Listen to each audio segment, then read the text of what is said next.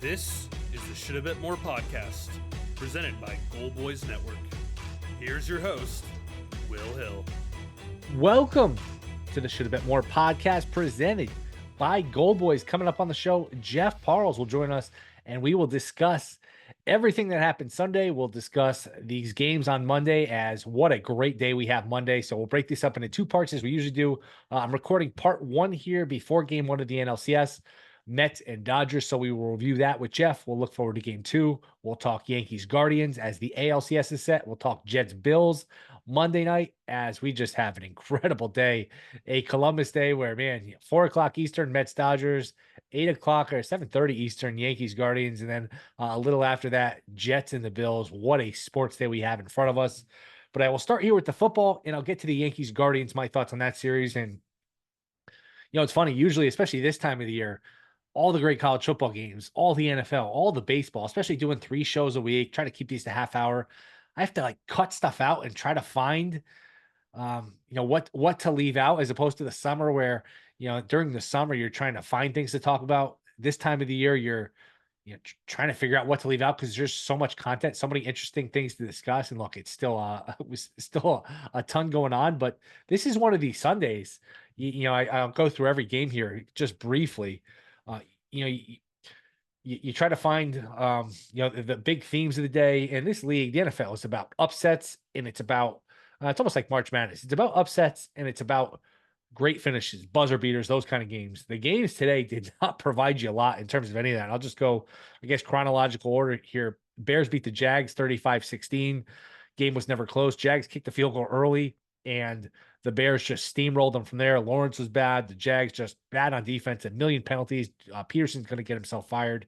Now they have another game in London a week from Sunday against the Patriots. And boy, look, if we're up, we'll be watching it because it's football, but that is going to be a tough on the eyes to have 2 1-win teams squaring off. And I don't know that they'd fire him in the middle of the London trip because that's just an awkward scenario, but I wouldn't imagine he's around too much longer. This team looks just completely unprepared.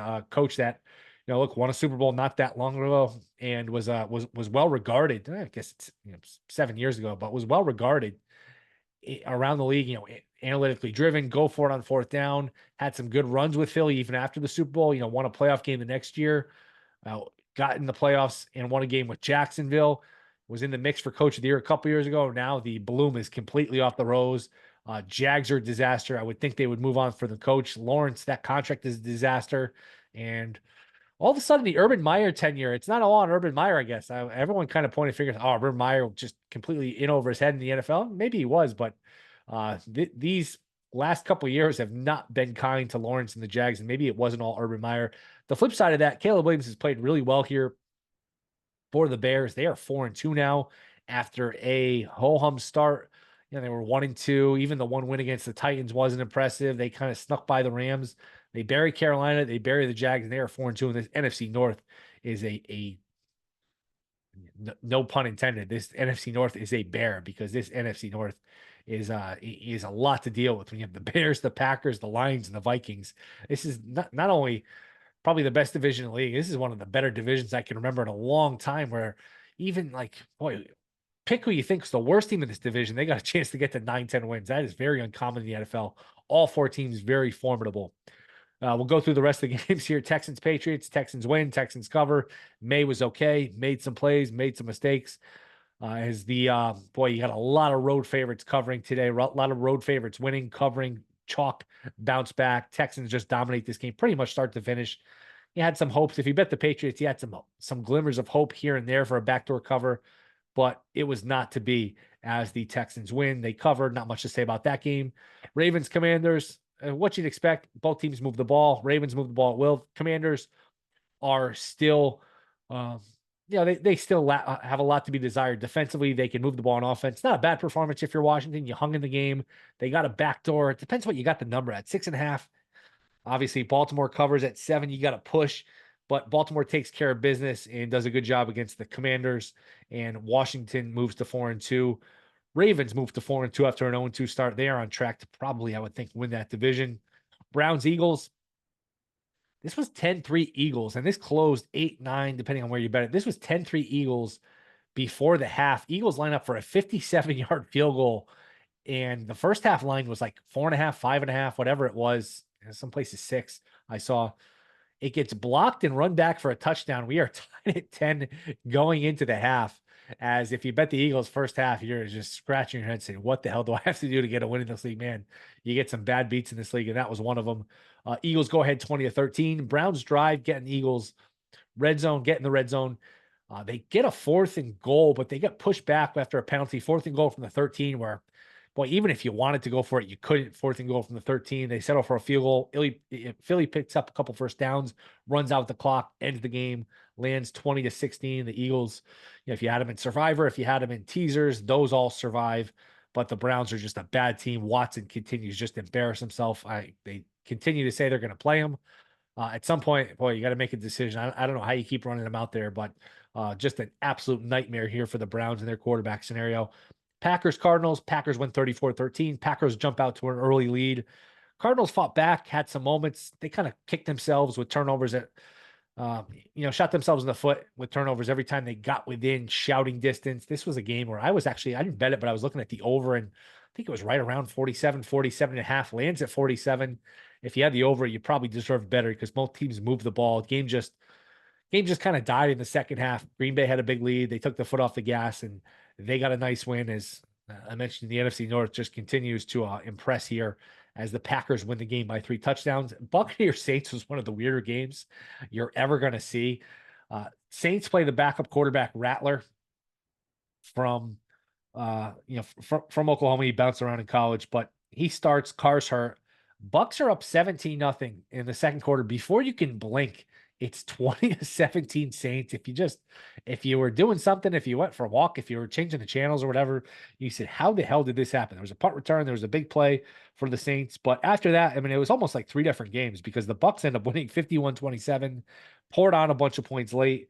Just a very, very strange game. A lot of, not non-offensive offense, like special teams plays, defensive score. It was just a weird game, but the Bucks get a big win. The Saints are just about drawing dead here after, we were doing the show a month ago. They were 2-0 and they buried Dallas. Well, the bloom is off the rose there as well, as that team looks like they are headed for another season where they missed the playoffs. Colts, Titans, terrible pick by me. I had the Titans. I continue to lose money with Will Levis. Titans were in control for a decent amount of this game, but boy, Levis is just so bad. Boy, I wish there was an app where if I bet on Will Levis, I get some sort of negative reinforcement. I get a shock. I get a punch in the face. I get something because Levis is just unbettable. Spears got hurt right around halftime. They had no passing game. I thought that, they were in decent shape to win the game. They turned Flacco over a couple times. They did a decent job where felt like they were in good shape here to win this game, but the Colts score late. Titans could do nothing on offense when they needed to, and the Colts win the game on the road. This is, boy, if you're the Colts, you have to have a little concern because these receivers got a little life with Flacco. Richardson is just, he's a pitcher that walks the ballpark. Flacco can at least put the ball where he needs to put it. Obviously, he doesn't provide the athleticism that Richardson does, and you pick a guy as high as he did, Richardson, you feel like you have to see it through, but my goodness, he's always hurt. He's inaccurate. He's just erratic. Flacco is the steadier player, so I don't know what you do going forward. And it sounds like Richardson was good enough to play, and it's just one of those situations where they probably felt like Flacco gave him a better chance to win, and Flacco does give him a better chance to win, I think. So Colts win 20-17. I had the Titans. Terrible pick. I got to stop picking the Titans. Another terrible pick. I had Broncos +3. Chargers win the game 23-16. This game was not as close as the final score. It was 20-0 Chargers. Chargers were in control throughout. Broncos with a late flurry to get within shouting distance. They were driving to at least give you a backdoor push if you had Denver, but Peyton did what was the smart thing for the team. He down 10, kicked the field goal as soon as he got in a field goal range. Most coaches usually, hey, we'll get the touchdown, then we'll worry about the onside kick after. As soon as he crossed the +30, he kicked the field goal, which doesn't make you happy if you have the +3. They got a couple tries at the onside. Neither was really close. Chargers win a good game here, 23-16. Chargers bounce back as Denver now 3-3. Good win for LA there. Steelers, Raiders, and these 4:00 games, these later games in the afternoon were just a complete snore. Not much to say about any of them. Steelers, Raiders, Steelers dominated start to finish. Not much of a game. bunch of turnovers. Steelers get back on track after losing a couple in a row.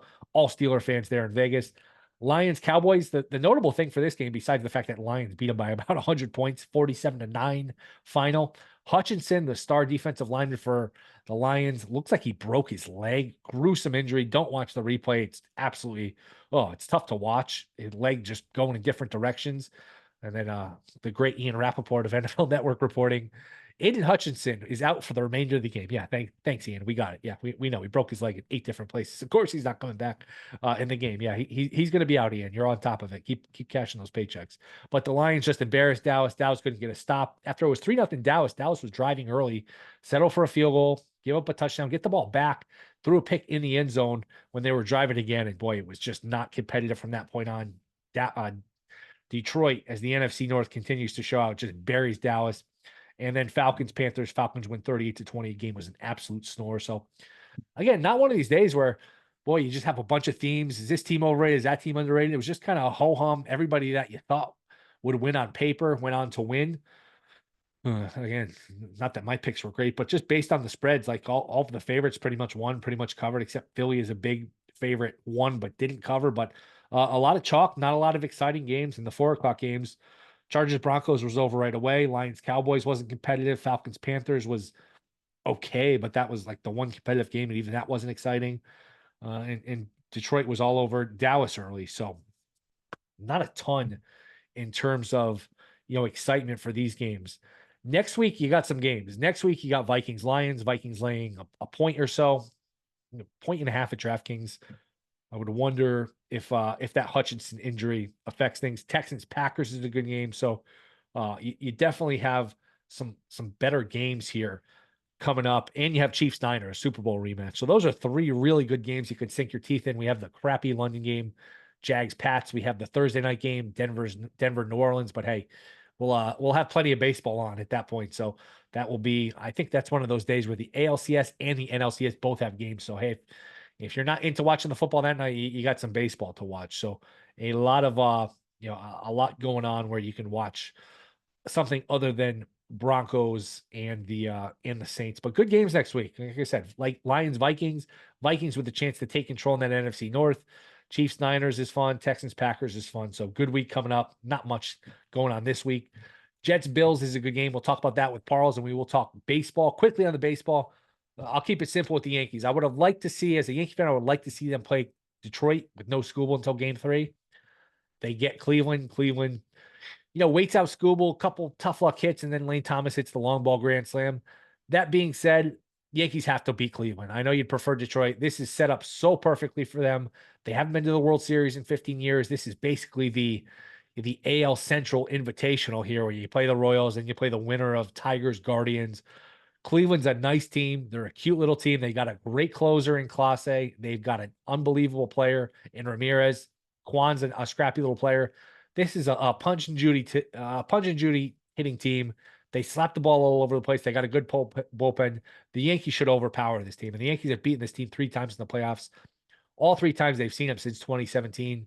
When they beat them in the division series when they were down 2-0, came back to win 3-2. And the Yankees were actually a pretty big underdog in that series. Beat them in 2020 in the COVID year in the wild card round, and then beat them 2 years ago in the divisional round in game 5, down 2-1, came back to beat them. Yankees should win this series. I mean, do I want to lay the -200? No, but you're home. You got your pitching relatively set up. I mean, Cleveland's throwing Alex Cobb in game 1. They're throwing Bybee. They're throwing Matt Boyd at you. Cleveland doesn't have a lot of pitching. They don't have a ton of offense. If you're the Yankees, you got Judge, you got Soto, and Judge is due for one of these big-time series. He was starting – you could get the sense he was starting to heat up when the Royals series ended. He was hitting line drives. He was walking. He was seeing the ball better. His swings were better.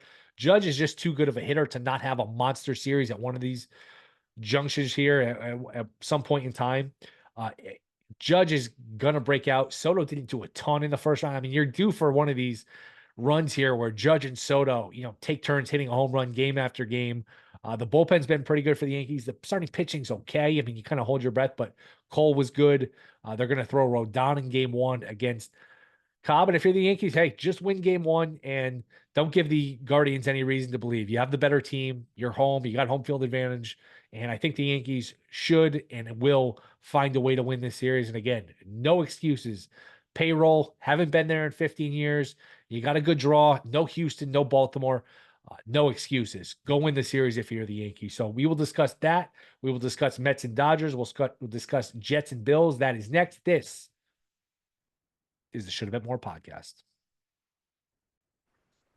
All right, we are back. Shoulda Bet More podcast. The Dodgers have taken a 1-0 series lead by the final score of 9-0, an appropriate final score, the forfeit score, which is appropriate for how it went. Let's break it all down. Our good friend Jeff Parles, Sports by the Book. Jeff, tough night. Did the magic wear off since Wednesday when the Mets clinched, or was this just a bad night and nothing to worry about here? What's going on? I wouldn't be. First off, always good to be with you, Will. I wouldn't be worried. I mean, look, it's kind of like the Philly series where we said, I get one on the road and you're in great shape. Obviously, they had to win one road game and they're going to have to win one road game in this series. But if you split the first two in Philly, that series is not getting back to Philadelphia.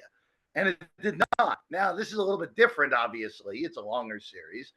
The Dodgers, even though they were the best team in baseball, they have the best player in baseball. They have the best trio at the top of the lineup in baseball. Even with all that, I still think they're a very flawed team. This scoreless streak they're on is absolutely absurd because I don't think their pitching's all that good. But when it's all said and done here, I think the Mets are fine. I think they're fine. You win game 2 with your best pitcher on the mound. You're totally okay here. And you come home. You take 2 out of 3 at home, and then you just have to win one of the last 2 in LA. Flush it, be okay. I didn't love the way Mendoza used the bullpen. I would have just sacrificed. Look, you're down 3-0. Flaherty was rolling. I would have just gone to McGill and just said, Tyler, just give me as many innings as you can. I wouldn't have wasted Peterson. I wouldn't have wasted Buto in the fashion he did either. But look, we'll see. We'll see how it all plays out. But I think the Mets flush it. I think they win game 2. We don't know if the Dodgers are going bullpen game or Walker Buehler at this point. And quite frankly, I don't know which one of those is better for the Dodgers at this point. I think I'd lean strongly to the bullpen side, but who knows? It's hard to get 9 innings worth of guys to pitch in succession well, even though the Dodgers have gotten it over the last 3.5 games now. Did you make a prediction? Did you have a prediction in your head coming into the series? Who wins in how many games? I picked the Mets in 6. I'm not backing down. No reason to back down off of one game. If they lose game 2, then look, it's tough. If the Dodgers win both games at home, it could be really difficult for the Mets to win 4 out of 5. His Dodger team, again, I think they're very flawed. At one point, I said to a good buddy of mine it was a radio guy in St. Louis that the Dodgers were the 7th best team of the 8 teams in the wild card round. But look, they're still really good. They still have a loaded top of the lineup. And look, if you give them extra outs, you walk guys like Senga did at the beginning of the game tonight, you're going to get beat. And you just got beat. It was a bad night all the way around. But there's no reason to believe this Met team. There's no reason to believe this Met team will fall apart. They've been doing this all year. Stuff hits the fan, they just bounce right back like nothing happened. So they should be fine still in this series. Yeah, games like these are easier to flush. Like you said, you didn't pitch, you didn't hit. You look like you're going to get back in the game. Maybe it's a couple times. Marte hits the ball at 2-0. I thought maybe it was 3. It was 3-0 off the bat. Yeah. Thought, maybe that's in the gap, maybe more. But that ball died. Winkler, the just ridiculous base running decision. So bad hitting, bad pitching, bad base running. It's one you can kind of flush. It's not like you're up 3 in the 7th and oh man, you blew the game. And you have to scrape yourself off the floor and get ready for the next one. Does it concern you, the layoff? Because I mean that Wednesday clincher was 5:00 Eastern start. I don't know, 7:30, 8:00. They wrap up the game. That's a long time off. You worry a hot team, the Magic. Do you worry the Magic dries up in this period? No, not worried. Doesn't matter. No, it doesn't matter. And quite frankly, Will, it's an excuse. Just look now. Now the pendulum's going to start flipping, especially with those teams off a break. The Mets are the only team to pull the upset off the team who had a bye. It's not an excuse. You're a Major League Baseball team that has been the best team in baseball record-wise since June 1st. You get off the mat after a bad game 1. You win game 2. totally fine, and mission is still accomplished for what you needed to do in Los Angeles, which is split these first two games. If you do that, you should be able to win this series. Who were you rooting for Friday night? Padres, Dodgers. Did you have a preference or who they played? I did prefer the Dodgers. I thought San Diego. The Padres melt was really stunning, Will, because I thought they were the most well balanced team in the whole of the remaining 8 that advanced to the division series.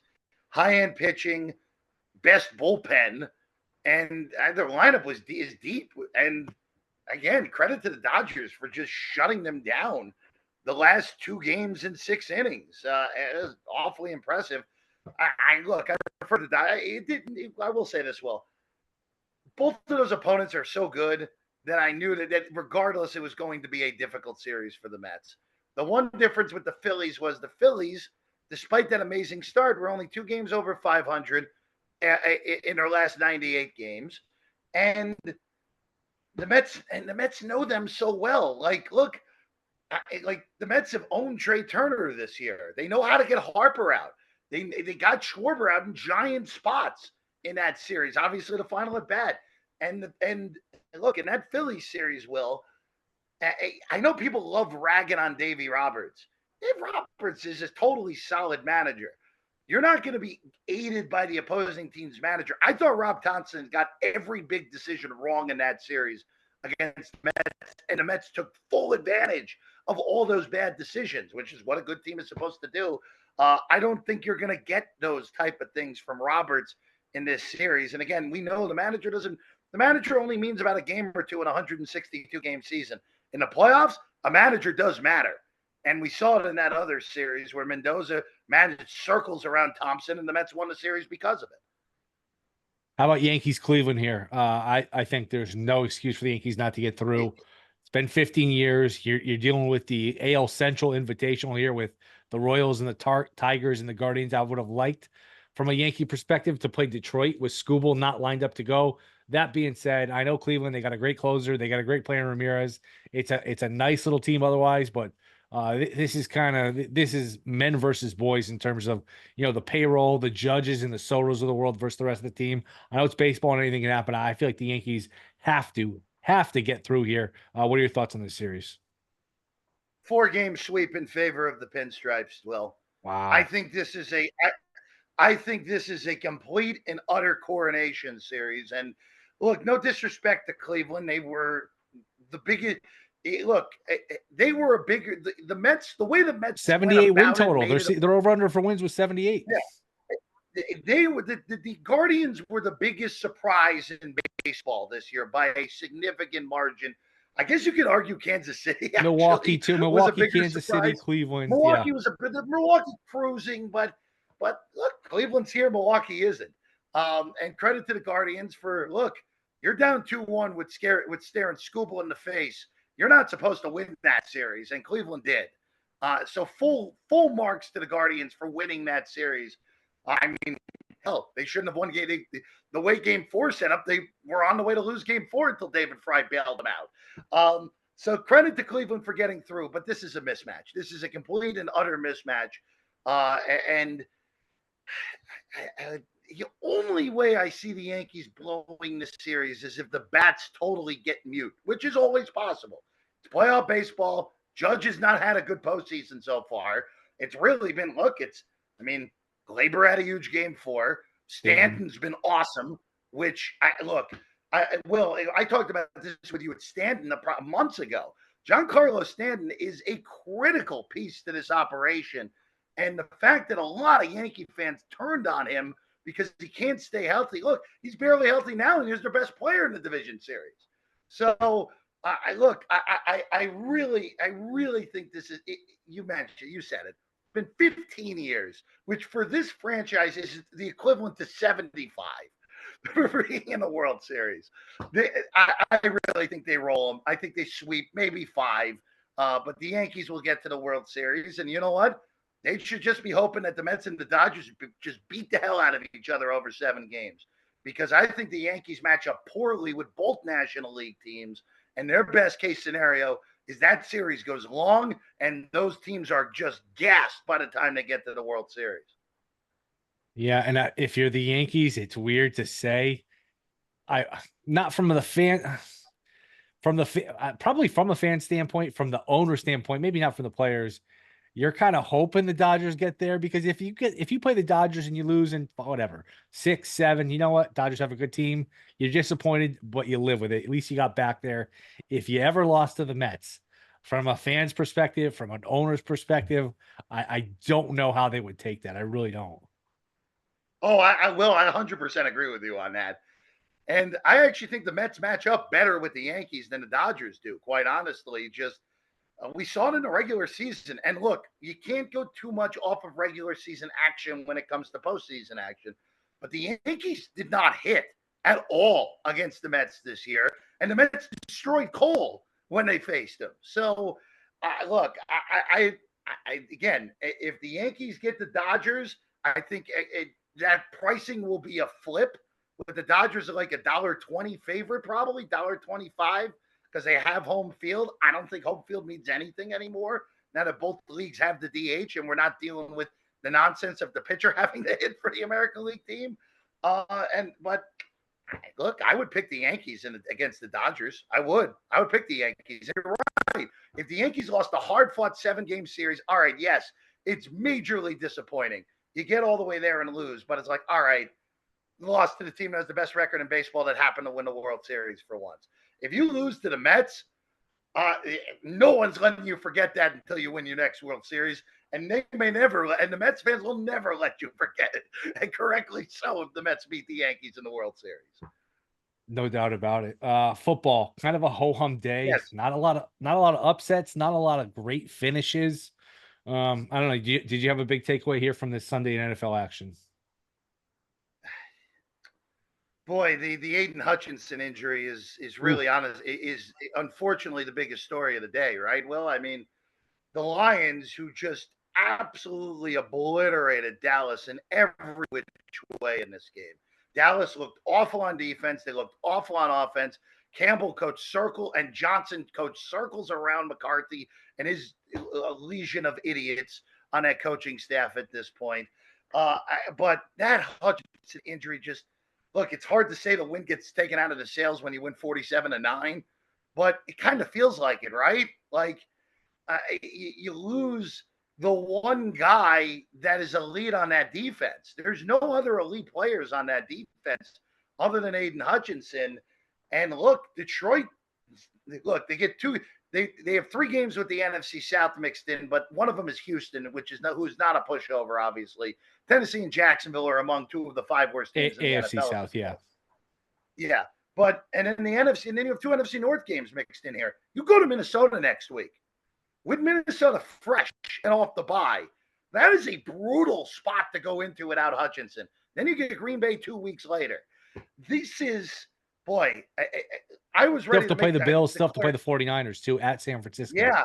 Look, I was ready to basically say that the Lions, hey, they're the team to beat in the NFL. Forget the NFC. They're the team to beat in the NFL. But that Hutchinson injury really, really looms large because I don't know how they replace him. And that defense that I had plenty of questions about, even though they played great today, I don't know how they hold up long term without a player like that and without any real replacement for Aiden Hutchinson at this point. Do you have a feel for the NFL in terms of these sides? I can't, man. I'm just it's the old Sam Darnold. I'm seeing ghosts. Every team I think about betting that I don't covers. Every time I jump on a team, I don't know, small sample or whatever, but man, it's been tough. I will you have tell a good feel Will, or no? I at least got my biggest bet of the day right on Sunday, which was the Packers who annihilated Arizona. Yeah. So at least got that. I mean, losing the Giants on Sunday night was ridiculous. Just hellacious. Chase Brown. All they have to do is tackle Chase Brown when he gets the first down and we win. +4, +3.5. And they weren't going to kick the field goal too because they had 2nd and 3 after that weird fumble. Which I mean, of course, they couldn't recover the fumble. I mean, they weren't going to. They were just going to run 3 plays and either get the first down or turn it over on downs. And the only way exactly it was either going to be a penalty where you end up kicking the field goal or bust it for a touchdown. Just ridiculous. Yeah, it's just brutal more than anything. And yeah, look, this has been a bizarro year in the NFL because we talked about it just before we started recording this. The dogs were amazing, And now the pendulum is flipped in epic fashion where where it's almost impossible for a dog to cover right now. It's just kind of crazy. And I mean, look, the public had a day to remember on Sunday. I can tell you right now, for next week, and this might even start on Monday night, I would be ready to just pounce on underdogs because this is going to fling back the other direction at some point, and more likely than not, it flings back the other direction starting on week 7. And you know what, Will? I think it's starting on Monday night, quite frankly. Let's get to it. Jets, Bills. Bills laying a point now. Salah is let go. Haven't talked to you since that. Big game where either, you know what, you're 2-4 and your season is basically on life support, or you're winning, you're in first place. What happens, and what were your thoughts on changing the coach here? I thought it was the right move. And quite frankly, Will, it is just a testament to how poor the Jets ownership is and the front office and everyone in the decision making. It's all on them that this even was allowed to happen. Yeah, I know Aaron Rodgers got hurt 4 plays in. I know that apparently Rodgers and Salah's relationship was fine last year. Apparently, we know Hackett is Rodgers' guy, like we know that. But the way last year transpired, and the fact that once Rodgers went down and Hackett orchestrated whatever you want to call that last year, it was inexcusable that he was allowed to be the play caller going into this year. And in the end, it ended up killing Robert Saleh's career as Jets head coach, was not getting in an actual play caller to replace Hackett. And look, the Jets are flawed. They're so stupid. Just the penalties. Look, the New England game masked it because New England was so bad in that game. It didn't matter. The Jets committed 9 penalties in that game. The Jets would have just won 34-3 as opposed to 24-3 if they didn't commit all those penalties. But the only way you lose to that version of the Broncos is when you do what they did that game. And quite frankly, the reason they lost the Minnesota game, even more so than Rodgers having an awful game, was the Jets just kept committing defensive penalties and they didn't adjust to the officiating crew in that game, Will. You got to adjust. Justin Jefferson was getting a Michael Jordan-like whistle in that game. You have to adjust, and they did not adjust, and it cost them 10 points in that game. Look, Buffalo's reeling too. Let's not forget that here, Will. Buffalo's coming off getting embarrassed by Baltimore 2 weeks ago, and in the last week, Sean McDermott had one of the worst end-of-game things ever, basically. It was inexcusable what they did at the end on that last possession, where at a bare minimum, run Josh Allen 3 times in a row, make Houston take all their timeouts.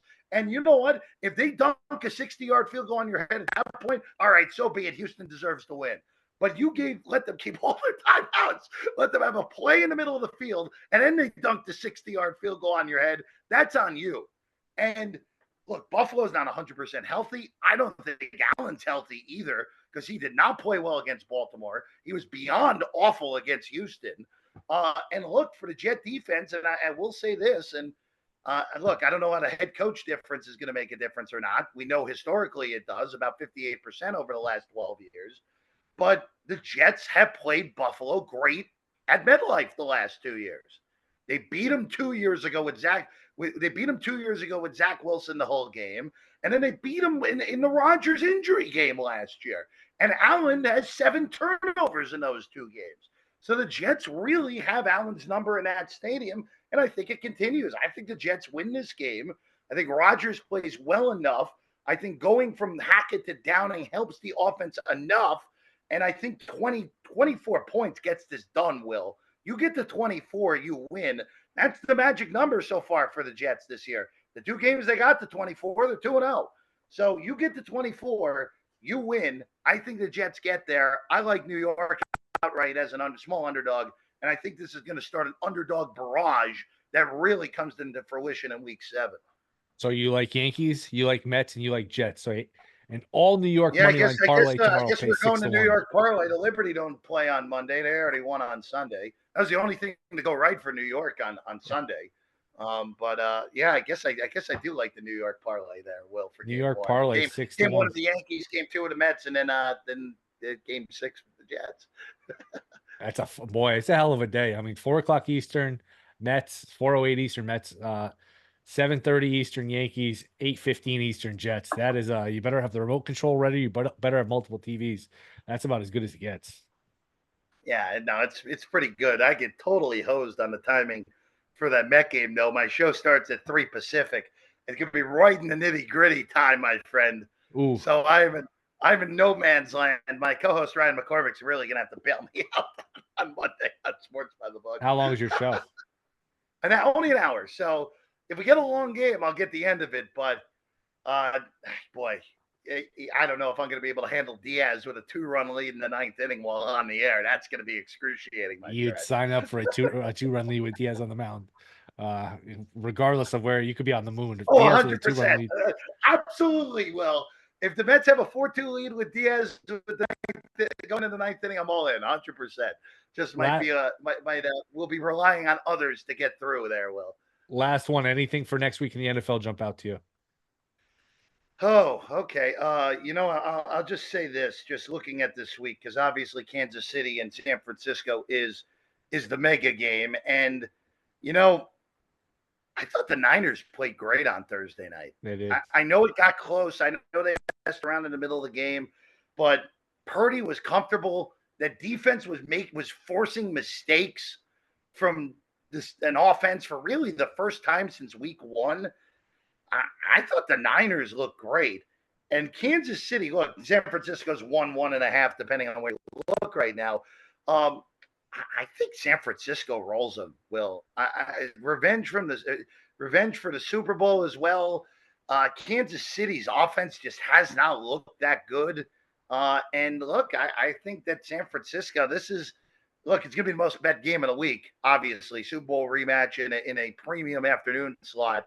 I think San Francisco beats them, and I think San Francisco beats them handily. That's at least early on in the week. And that's what at least stands out here a week before these games get rolling in week 7. And of course, that goes against me saying that it's going to be an underdog barrage. But who knows? Kansas City might actually end up going off favored in that game. It would not shock me if that flips to go KC one by the time that game starts.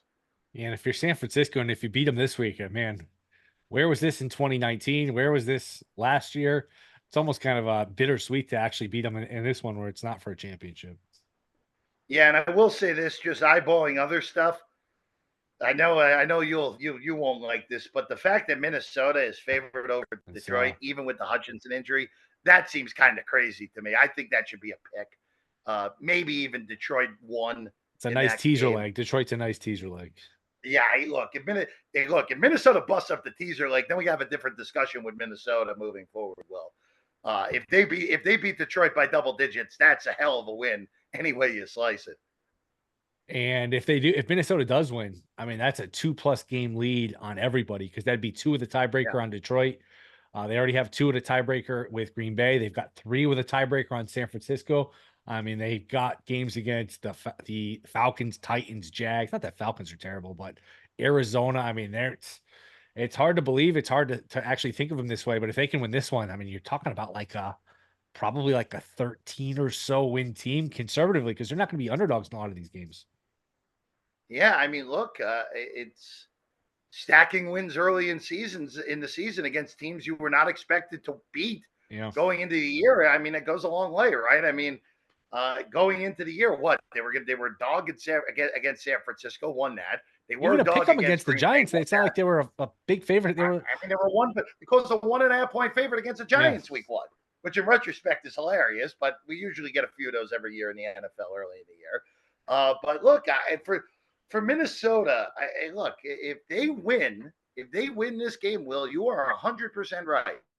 13-4 is in play in that spot. And it's going to be, again, I go back to what I said earlier with the Lions.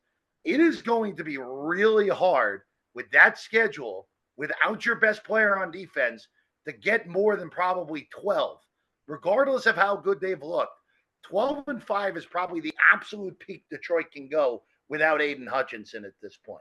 I'm really concerned about it. And I know it may sound crazy to some, and Somebody say I'm just overreacting, but Detroit legitimately was going as that game was going. I was going through my power rankings for next week because I usually do that in the afternoon, especially when no one on Sunday night is going to be involved in my top 10 with Cincinnati and the Giants. Obviously, neither of them were going to be. I had already moved Detroit to number 1 and then moved them back to number 2 after Hutchinson broke his leg. Like, that's how big of a deal it is for Detroit. And Minnesota, look, that's not a good matchup for right out of the gate with not having Hutchinson. That offense right out of the gate, that is a tricky defend for anyone at this point, Will. Jeff, appreciate the time, man. Good luck tomorrow. Hopefully we'll talk. I don't know. We'll talk in a little bit about a Subway Series, maybe in a week or two, or a Game 7 of the NLCS. We'll see how it goes, but I appreciate the time, man. Let everyone know where they can find you. Of course, at Jeff Parles on the tweet, Sports by the Book, 1 hour before kickoff on Saturday and Sunday, and then 6 o'clock Eastern time Monday, Thursday, 5 o'clock Eastern time on Friday, which, again, Game 5 of the NLCS will be going right at the start of that show, which is not great, but whatever, we'll deal with it. That's where you can find me. Sports by the Book on YouTube is the place to watch the show. All right, appreciate it, Jeff. Thanks. Of course, Will. All right, that'll do it. Thank you to Jeff Parles. Enjoy what is a great Monday of sports, football, baseball, playoffs. Just a lot of fun. We'll be back Wednesday. Rate, review, subscribe. See you then.